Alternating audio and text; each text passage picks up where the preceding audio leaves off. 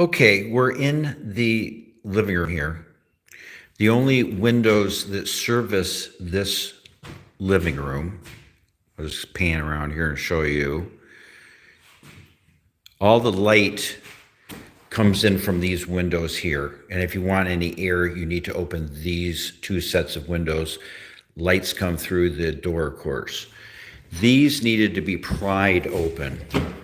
These are, I had to scrape these just to get these open. I had to scrape, and I will probably have to sand the bottoms of these to get them to close properly. As you can see, they're binding. This one's binding up here, so it's going to need some work on that. All the windows are like that. They need, in here, they still need to be treated from the outside and the inside because they had to be pried open.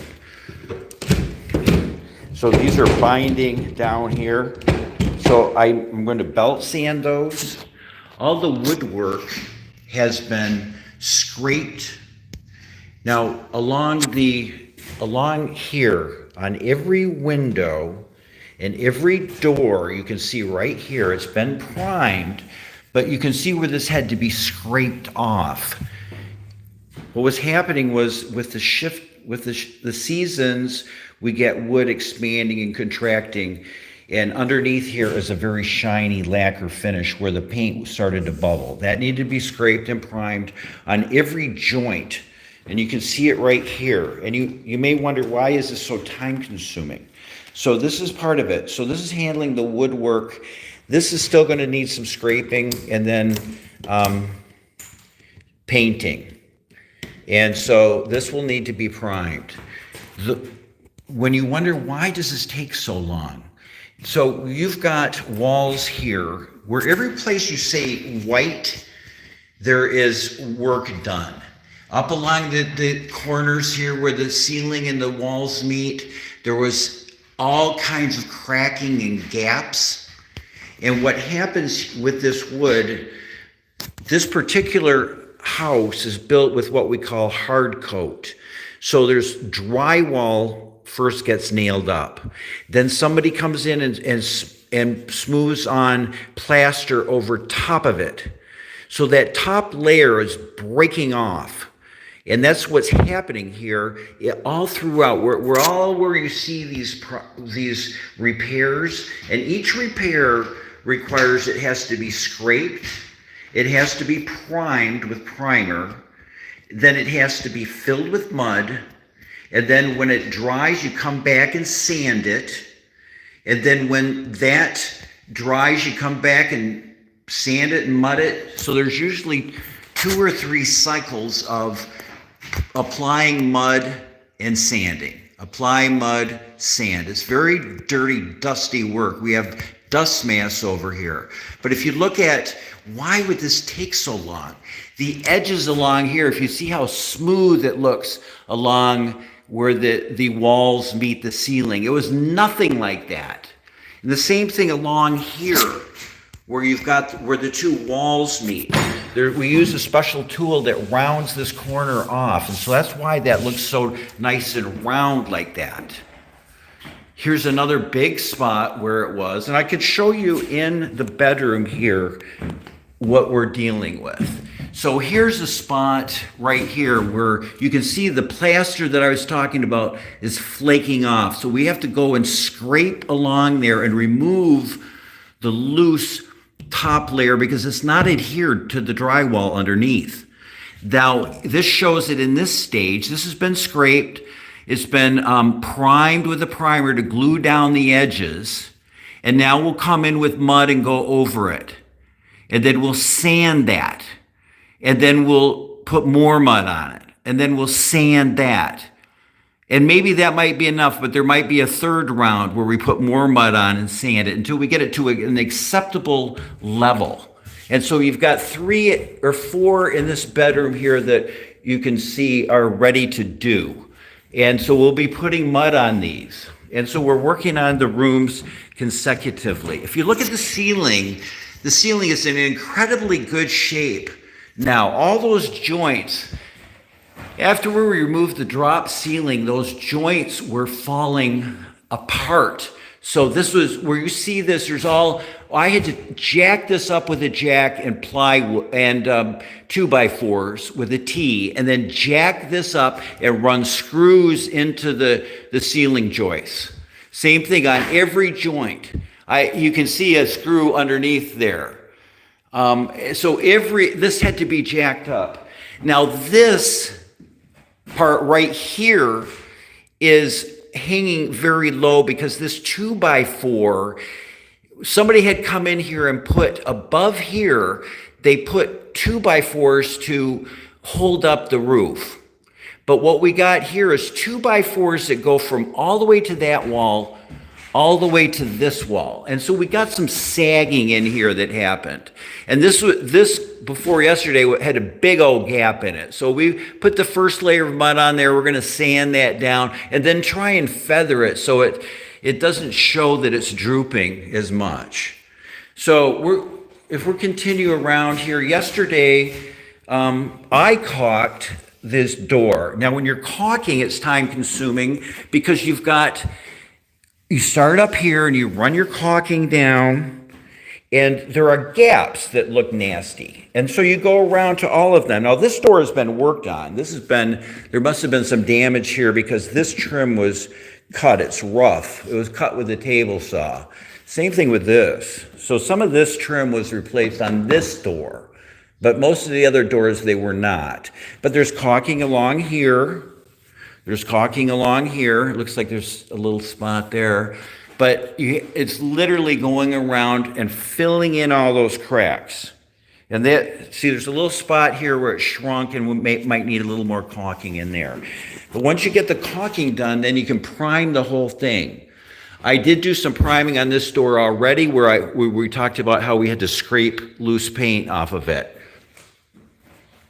Now, if we look at these walls here, you can see each one of those white spots is where the plaster peeled off, and we had to scrape it off, prime it, fill it with mud, sand it, fill it with mud, sand it, and then maybe even a third time. And there's a lot of them. Get my shadow out of here, but every white spot is a place that needed that kind of work. The baseboards have all been washed. So we went around and washed the baseboards and then did priming where necessary. But these baseboards still need some more painting work.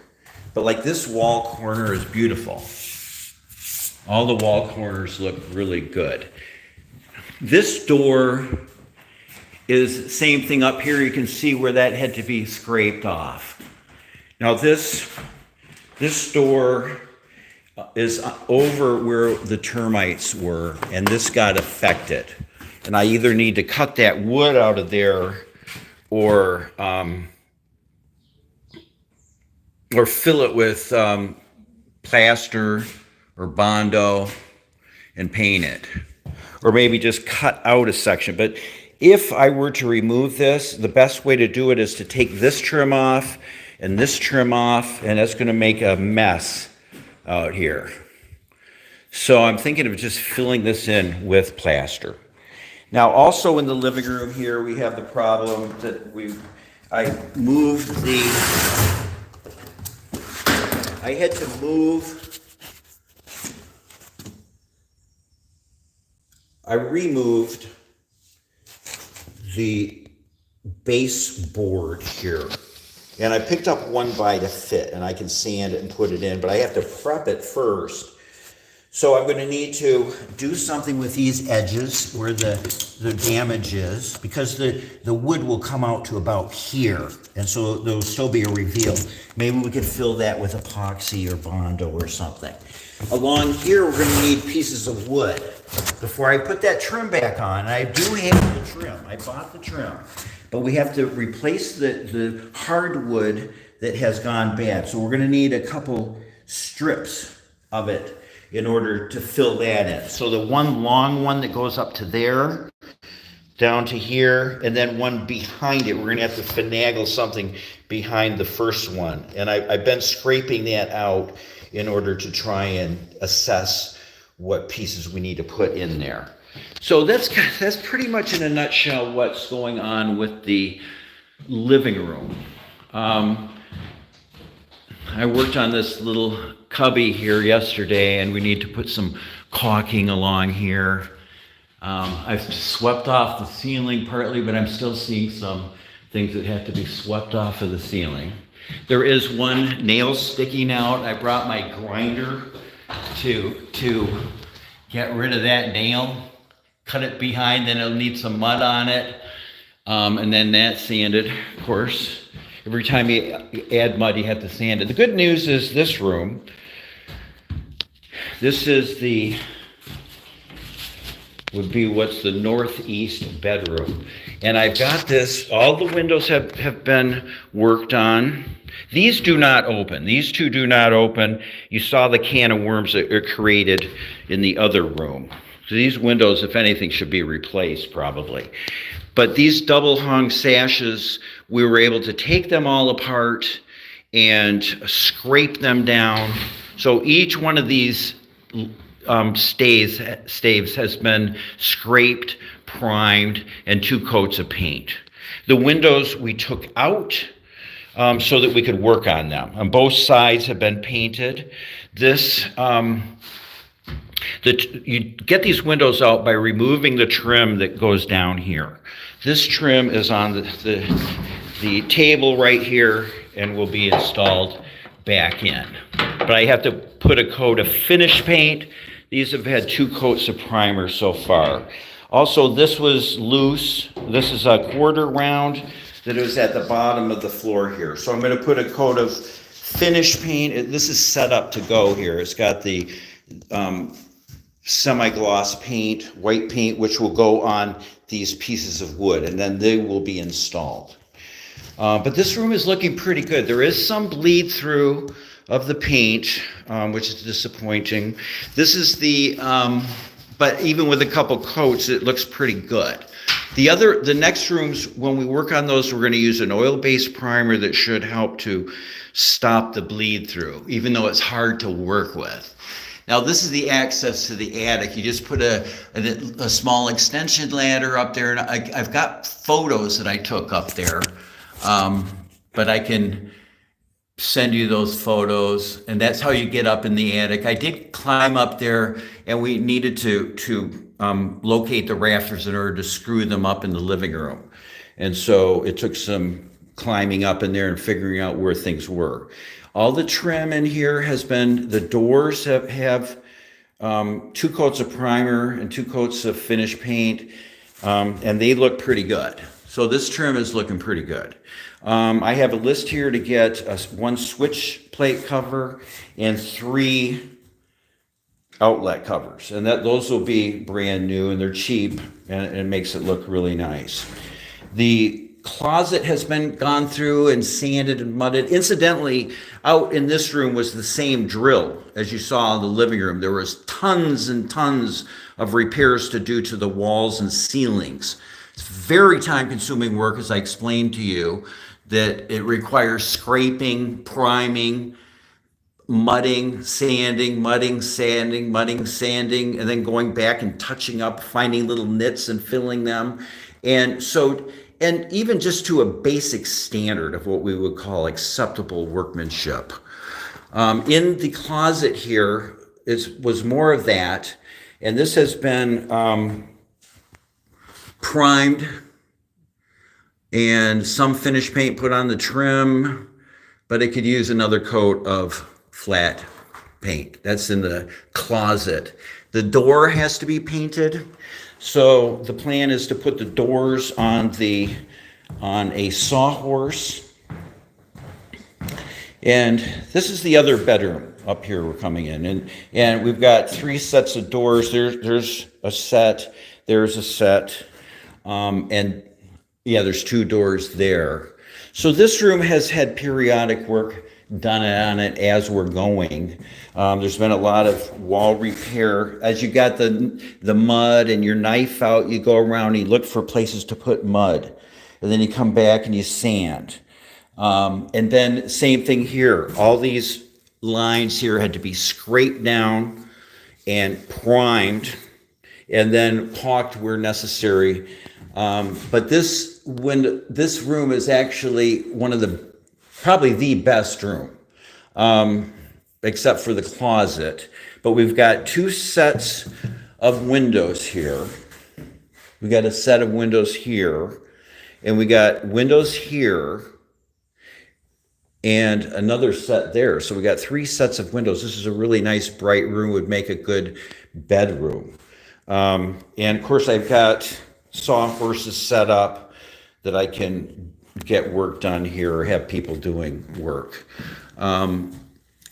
These windows need to be painted, but they're in generally pretty good shape. I think we did come in here and paint this place some years ago when Linda was here, but it was so hard to even come in here when Linda lived here. Let me get a light. I've got a cordless light here that I could use and show you.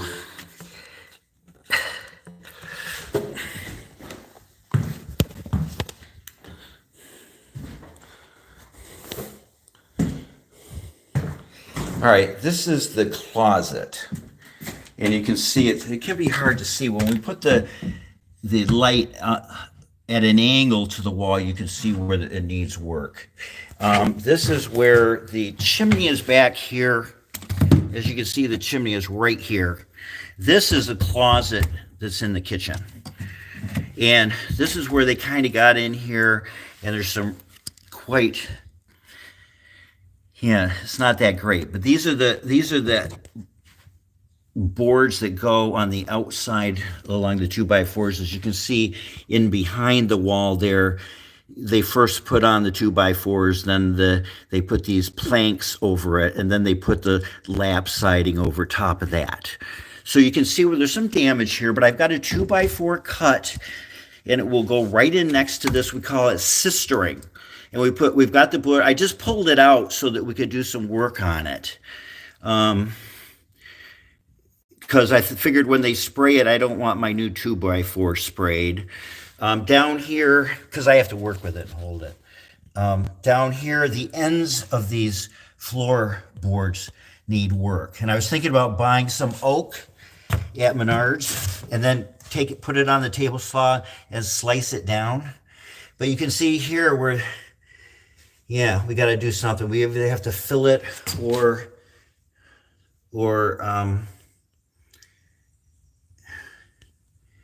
put like epoxy on some of it that we can't fill.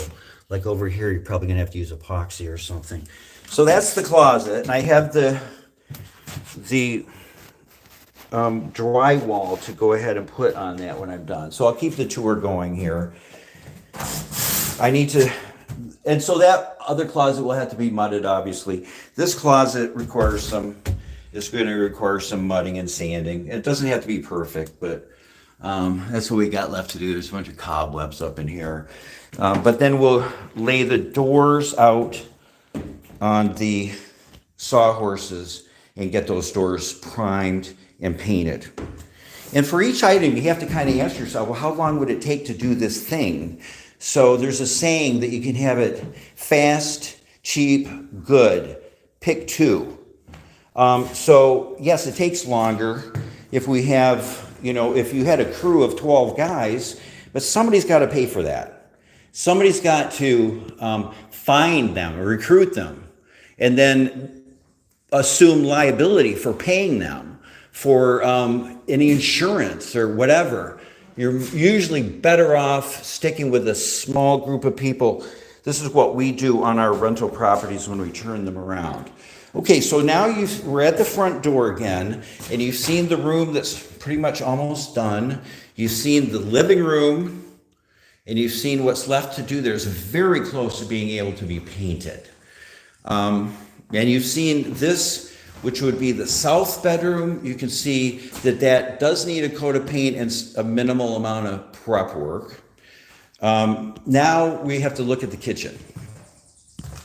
In the kitchen, we haven't spent a ton of time in here, but we had some major peeling of what I showed you, how the plaster separates from the drywall. It's a 2-step method that they used when they built this house. The adhesion wasn't very good from the plaster to the drywall, and they've improved on that. they use some adhesives when they do it. Now they still do hard coat. So we've got this wall that needs to be done. We got this scraped and primed. And then yesterday, Brett put the first coat of mud on here. So this will need to be sanded, and it needs to be another sanding, mudding, sanding. Like I said, this will probably be 3 times for sure. We've got I glued down edges of where the seams are I ended up using contact cement to glue those back down. And then I ran caulking along the edges here where the chair rail meets the the wallpaper. And that gives it a good adhesion. This one is farther into it. I think we're going to call this wall good. I did the same thing with the chair rail up here. And the floor, I guess we could leave the edges kind of peel up a little bit. But we can clean that and call it good, or install quarter round or something. The wallpaper itself is kind of nasty, but we're going to wash this down. My instructions are to wash this down.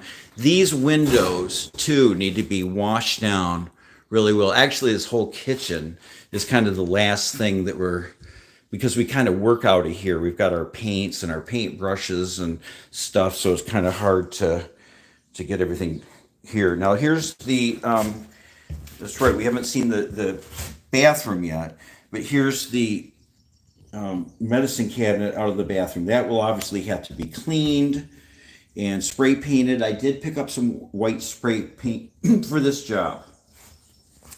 There's no refrigerator here, but there is a stove. Excuse me, I'm getting some dust here. All right, let's go look at the bathroom. By the way, I'm really pleased with how everything is going here at the property. Okay, I'll turn on the light here. The windows, these windows, as you can see, can be problematic. And so these work a little better. Mark spent a lot of time scraping these. They've been primed. I see there's a little spot there that has to be hit with more primer. So we usually get a second coat of primer. That's where the medicine cabinet goes. It's kind of in a corner. The sink, underneath the sink, that's all been scraped out and sanded and primed and painted. The cabinet door is right here. That's been cleaned and a couple coats of primer, a couple coats of finish paint. It still looks like it needs a third one. But the woodwork here is pretty much done. If you can see this, there's another spot on the ceiling. There are quite a few spots all the way around here. And this was wallpaper, same as the kitchen. And so that seemed to cover pretty good with the latex primer. But there was a spot over here that we tested with the oil-based primer. It's even better. So we're going to use oil-based primer out in this room. It'll be the next room that we paint out. So if you have any questions, of course, feel free to ask. That's kind of gives you a rundown of what we're doing.